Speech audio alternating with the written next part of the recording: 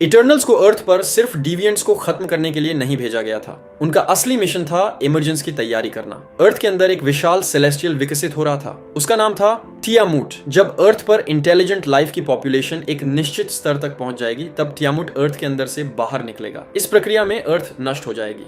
Eternals को यह बात हजारों सालों से नहीं बताई गई थी। उनका असली उद्देश्य अर्थ को बचाना नहीं था। उन्हें अर्थ पर इतनी इंटेलिजेंट लाइफ को सरवाइव करने देना था कि इमरजेंस हो सके। अब इटर्नल्स के सामने सबसे बड़ा सवाल था, क्या वो अपनी ड्यूटी पूरी करें या उस दुनिया को बचाएं जिसे उन्होंने हजारों सालों तक प्रोटेक्ट किया था।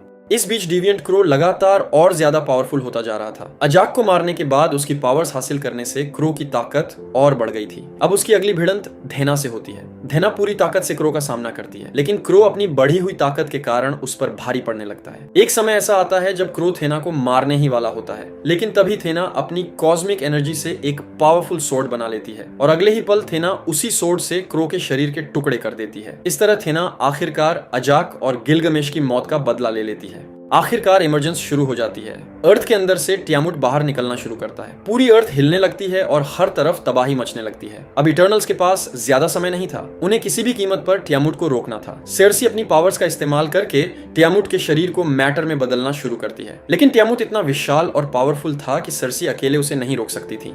तभी बाकी इटर्नल्स अपनी पावर सेर्सी के साथ जोड़ देते हैं। एक एक करके उनकी कॉस्मिक एनर्जी सेर्सी तक पहुंचती है और आखिरकार सेर्सी अपनी पूरी ताकत लगाकर टियामुट को धीरे धीरे स्टोन में बदल देती है। टियामुट पूरी तरह पत्थर में बदल जाता है और इसी के साथ इमरजेंस रुक जाती है।